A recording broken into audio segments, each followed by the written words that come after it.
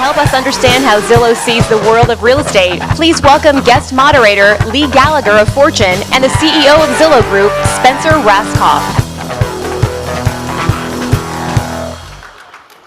Welcome, Spencer. Thank you. It's always hard to follow Seth Godin. I know. We have a tough act to follow. We'll do our best. Okay. Anyway, you were here last year. We're going to talk a lot about the future, but before we do that, just tell me the past year, what's been the biggest change at Zillow? What's on your mind? What's been the biggest focus the past 12 months? Lots changed at Zillow. We closed the acquisition of Trulia, so today the name of the company is Zillow Group. So that's Zillow, Trulia, StreetEasy, and HotPads. And how did that go? It was a little bumpy at the beginning, but then it seemed to work out. Well, we took almost a year discussing it with the government, and then the government approved the transaction, and since then everything has gone really terrific. So it's been great learning from the people at Trulia, and combining the Trulia audience with Zillow has been terrific for Zillow Group.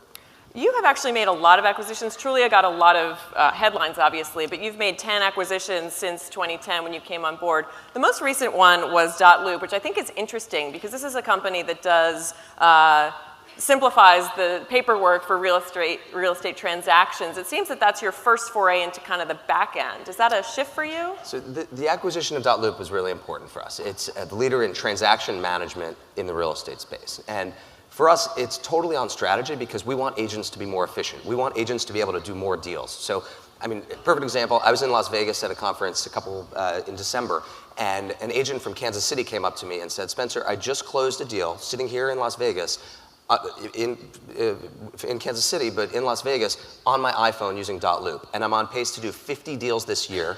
And in the past, a good year would be 25 deals. And one of the reasons I'm able to do so many deals is because I'm able to close deals from my phone wherever I am. So I hear that and I think, wow, agents can do more business, they can become more efficient. If agents do better, brokers do better, agents want to buy more advertising from us. I mean, .loop fits in perfectly in terms of trying to help agents just grow their business. So this doesn't put you any closer to, you know, we can allay the fears that you're going to become a brokerage. That's not.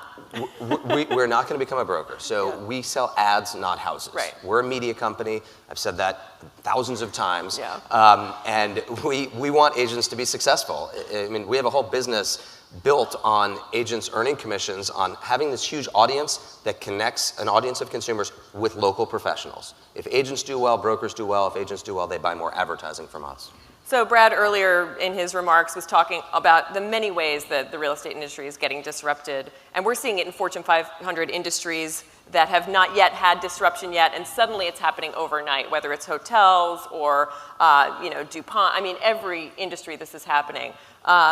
In real estate, Brad was talking about things like automation, automated offers, on-demand showings, predictive analytics, all these things. So how do you see this all playing out in the future? And are we kind of talking about technology versus the agent or no? Well, the role of the agent, the agent will always play a central role in the transaction. I firmly believe that. I think Brad said something about maybe someday 3 clicks to buy a home.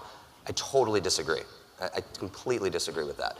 There will always be an agent in the transaction. It's too complicated, it is too infrequent, it's too expensive, it's too high stakes for a consumer to outsource completely to technology. So what you see, the innovations happening in the industry is all about helping agents be more successful.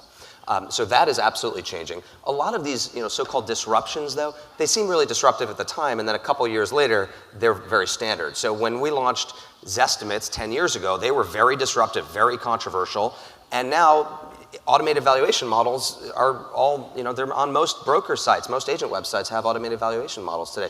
When we launched agent reviews a couple years ago, that was very disruptive. Agents, the whole industry was talking about it. Now, everyone kind of understands that agent reviews are really important, and we have over 1 million of them now.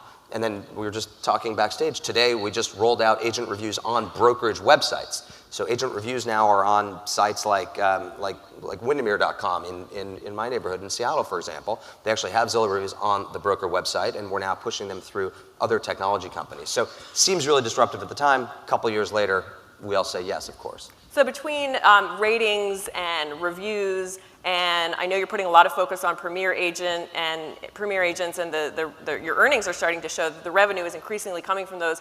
Are we talking about a separation of the haves and the have-nots in terms of the agents that have those tools and have that kind of revenue to spend, and the others?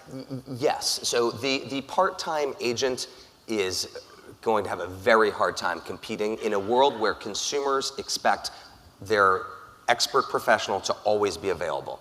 If you think about how the internet and how technology and how smartphones have changed our expectations of consumer response, I mean, I can ask my phone, or I can ask my Amazon Echo, or I can ask Google any question, and I can get a response within seconds. So I want to be able to reach an agent real time, get an answer to almost any question. So some agents are using technology to adapt to that changing consumer expectation. Some agents are joining teams, and some are doing both. So it is absolutely creating a separation between haves and have-nots, and technology and teams are the two most obvious trends that are propelling that. Does that mean that on Zillow, the agents that are not the premier agents are increasingly going to be at a disadvantage? I think it's hard for agents nowadays to compete if they don't have either a very strong local brand themselves or a very significant presence on the internet. So, you know, the days of the part-time agent, the days of the kind of agent that's prominent around the PTA or the high school basketball game or the local church or synagogue, I think it's going to be difficult for that agent to compete without a larger presence on the internet and without embracing and using technology.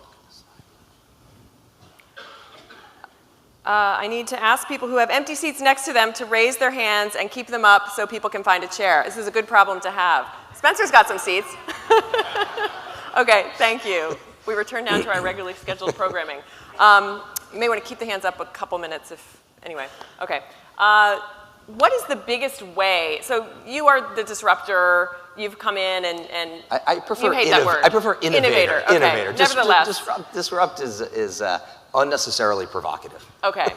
But what is the next big way that technology is going to change this industry that we have not seen yet? What is the next tidal wave that isn't here that's coming? Well, we'll see whether virtual reality actually amounts to anything. There's a lot of energy and focus being placed on it. It is true that technology is changing the funnel. So the consumer funnel of how many homes you initially vet, to how many homes you visit, to how many homes you make offers on, the shape of that funnel is changing pretty rapidly. The web has allowed the funnel to widen at the top. I mean, I can now go through hundreds of homes online, and therefore I can see fewer homes in person, and that actually makes agents much more efficient. It is possible that virtual reality will widen that still and sort of change the slope of that funnel. We'll see. We were talking a little bit how Zillow is sort of can be a lightning rod in this industry. So what is something, or the biggest thing about Zillow that you would like this audience to know that you think that they don't know, or that is misperceived, if that's a word? You know, we have partnerships now with 13,000 brokerages, with every major franchisor, with 400 MLSs. So I think we've come a long way in terms of industry acceptance. When in the early years, there was a lot of concern and questions about what Zillow's end game was, and what's the business model. It's pretty clear now. We're a publicly traded company. We're very transparent about our business model. We attract a huge audience, and we sell advertising. We connect that huge audience to local professionals. And I think there's still some people that haven't wrapped their minds around that. That's what we do. It's not all that nefarious or complex. It's a much better version of the newspaper. It's measurable, it's trackable, leads end up directly into some sort of technology system so agents and brokers can convert those leads, and we have content which attracts audience. That's what we do, and it's, we do it really well. We're very innovative in technology, but it's also not that scary it's just not that scary. Is there one thing over the past 6 years as you've grown Zillow that you would have done differently knowing what you know now? Yes, I would have. I mean, I've learned a lot from, Dave Lineker at Remax and Bob Hale at HAR and Alex Perillo at Realogy and Sherry Chris at Realogy. I mean, in terms of how to communicate with the industry. I think in the early days, we just kind of kept our heads down and we're like, hey, we'll just build cool stuff for consumers and agents, and we'll show up at events like this from time to time, but the way we talk about ourselves isn't that important. And I think we've learned a lot about the importance of engaging the industry. We've also hired great people: Kurt Beardsley, Errol Samuelson, Nick Bailey. I mean, these are people that came to us from other companies and really help us communicate with the industry. So we probably should have invested more heavily in that early on. You've written a lot about millennials, mostly about managing millennials at Zillow, but how do you see the onslaught of the millennials changing the way homes are bought and sold, both buyers, but also millennial brokers. I mean, how can these seasoned agents and agencies really get the most value out of these millennials who are so different from you and me? And it's becoming the biggest cohort of home buyers. It already is, actually, according to the data. So the good news, first of all, is let me allay any fears. Millennials do want to buy homes. Okay, the media frequently misrepresents this. So they say, well, millennials, they don't buy cars, they use ride-sharing services, they don't buy music, they stream music, they don't buy movies, they stream movies, and so they won't want to buy homes. Not true. Zillow's done a lot of research on this. Millennials have very traditional views about home ownership, but they're going to do it later. So they're going to buy homes in their 30s, not their 20s. And as a result of that, their starter home is much higher end. So they're basically skipping the starter home. And the typical home that a first-time home buyer is buying today is significantly more valuable than what the prior generation's first-time home buyer was buying, because they're renting longer and buying later. So that's the good news. You don't have to worry about any, kind of a whole generation not buying homes. In terms of how to market to them and how to communicate with them, look, they want you to be always on. So they want to be able to reach you by text or social media. They want you to be brief and talk quickly and kind of have rapid communication. And does it help to have a millennial broker on the other end? Do they prefer dealing with, is that going to be important? I think it's more about communication style. I've seen plenty of older agents that are having great success building business with younger clients, and I've seen plenty of millennial agents that are building business with clients. It's more about accessibility and communication style and ease of use of different forms of communication. It's funny, I was just talking with someone yesterday who's like, my agent is always posting on Instagram how he's like ziplining through Costa Rica and, he's doing all these wonderful, glamorous things. And I'm thinking like, well, this is the consumer, he's like, well, I'm paying for that. Why do you keep putting all that stuff on Instagram? And so it's kind of a fine line. It's like you want to form these personal relationships, and that's a big part of real estate. But then also, that glamorous life, your clients are also witnessing it. So I think you want to be kind of careful about that. But the most important thing is just having a similar communication style as your clients. What's the next 12 months going to be like for you? What is going to be your focus for Zillow? Well, we have a lot going on. So here in New York, our StreetEasy brand is growing very rapidly, and we have a lot of big things in store for StreetEasy. Clearly, .loop is the newest company that we just bought, and they have a lot of opportunity as well, and so we're doing a lot with .loop. Let's see. The Premier Agent program continues to grow. So most agents are now realizing that they need to start buying media and managing their reviews, and so I think they're embracing us. We have around 100,000 Premier agents that advertise with us every month. And then, we had a big announcement today of Northwood Realty, for example, one of the largest brokerages in the country, now sending us listings. So there are 13,000 brokerages now and 400 MLSs that send us listings, and that number continues to grow as more and more people realize the importance of partnering with us. What's your biggest headwind in the next 12 months? Biggest headwind, probably our own, we have to stay out of our own way. We have so many initiatives internally, and we have so much going on, and just trying to manage it all is complicated for me and I think for our whole management team. So, that's good. I like what I can control, and I can control our prioritization, but it's complex.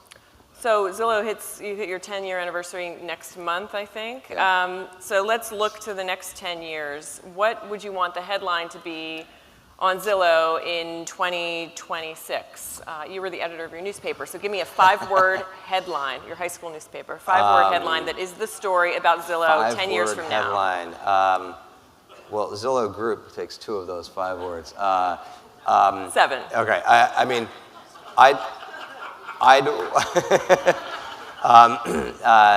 Zillow Group delights real estate industry and clients. I got too many. Can I use an ampersand? That's too vague. All right. Something a little more specific. So what than we're trying to do is what's going to be the news on Zillow 10 years from now? We're going to keep building cool stuff that's going to attract a really huge audience. So Dave Liniger from Emacs, when we first got in this industry 10 years ago, we went to go see him, and Dave famously told me, he said, "Don't be the guy that shows up at the potluck with only a fork."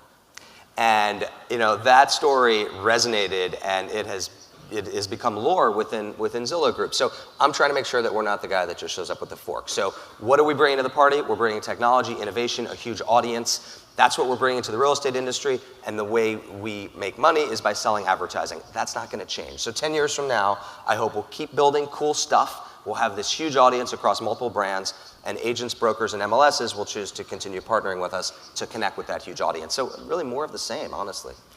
Before we go, just a couple quick real estate trends that you're seeing. Behavioral trends, preference trends. We have about 10 seconds, so really buyers are, the kitchen counter, the kitchen island is the new home office. So millennials aren't entertaining in their home. They're not using their kitchen to cook. So small kitchens, big kitchen islands is what agents and home builders and multifamily property managers are telling us as consumer preferences are changing and big shared spaces in apartment buildings. And the big trend among all of you is, of course, real estate technology, agents embracing technology.